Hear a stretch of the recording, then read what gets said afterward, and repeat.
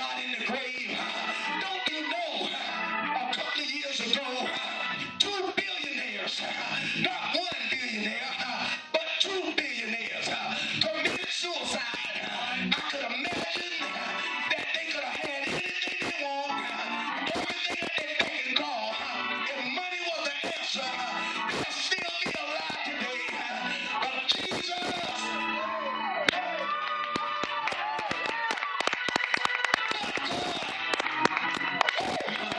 somebody need a but God experience. God don't look at your mistakes always. He's not worried about you messing up. He's not worried about your living circumstances because that's just temporary. What you're going through right now, you want to go through with joy.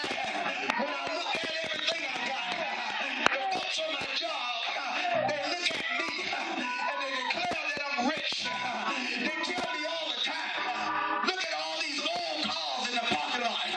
Why are you driving a Lincoln? Well, I tell you this, it's not about the money. It's not about how much I know about the affairs of the world. I don't know too much about the finances, but what I know is God supply my every need. He will supply. I trust Him. I lean on Him. They don't know. At 3 o'clock in the morning, I roll out of my bed, go into the living room, get down on my knees, cry out to the Lord, tell Lord all about it. Come to my rescue. I need you, Lord. The enemy is trying to overtake me. Come to my rescue. I need you right now. Work it out, Lord. Work it out, Lord. And then I leave it there. I don't do like some folks that likes to go back. They got to see how God working. They got to go in the operating room. They got to go away and see God make the incision and see what God do.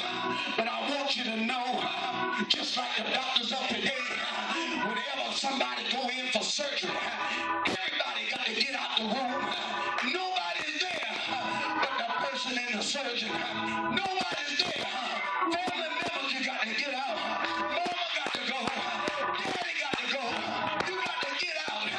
When you pray your prayer, leave it on the altar. Let God handle it. And look here. Don't get discouraged because God's ways is not your ways. Neither is His thoughts your thoughts. So you have to let God handle it. I trust God.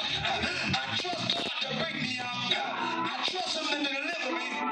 I trust Him to heal my body. I trust the Lord. For a long time, we were praying for my daughter. She was in Atlanta, Georgia. She went to school and graduated. Had a good school year. Got a degree in child psychology. When she got a job, the job wasn't paying that much. Got an apartment, living right there. But I come to let you know, ends weren't getting met. She didn't know how to balance everything out. So my wife and I began to pray. And we began to talk to her. But it seemed like things wasn't changing. I see my wife, she was getting worried. She tell me, honey, why don't you just talk to her? You won't talk to her. But who I was talking to, I was talking to Jesus. I let God know all about our problems. I want you to know that the Lord moved. She called home and told us, look here. In fact, me and my wife, we had to pay out $1,000 a month just so she can remain in Atlanta and live her life. But I told her, look here, we got to come to some kind of conclusion because the devil ain't finna drain us dry. God told us we wasn't gonna have no worries. We were gonna be free from debt. We were gonna have no financial struggles. In fact, the prophet told me that was the last struggle that I was gonna have to go through. When I told my wife the other day, look at God. Look how He does things.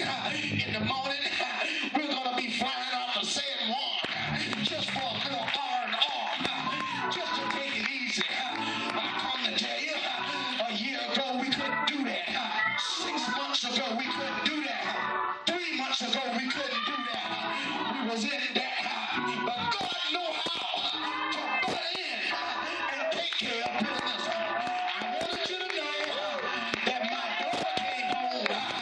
And she said that there's a friend of mine that went to school with me.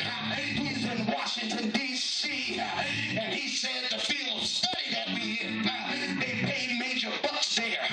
If I move there, he'll help me get a job. Right then, I thought about the prayer that I prayed, and God was moving right away. In fact, when she got home, she stayed home 1 month. All of a sudden, she put her resume online. 10 different companies all the way from Washington, D.C. told her, look at here, we love your resume. We want you to come. We will reserve a job. Could you imagine a job? 10 different jobs. Not 3, 10 different jobs to choose from. She chose the job that she wanted. She thought she wasn't going to get it. She called me up early one morning. She said, Daddy, I'm going for an interview. This is the job that I want, but I need you to pray. So I began to pray right there on the phone. Don't you know, the next day we received a call. She said, Daddy, they're doing a background check on you.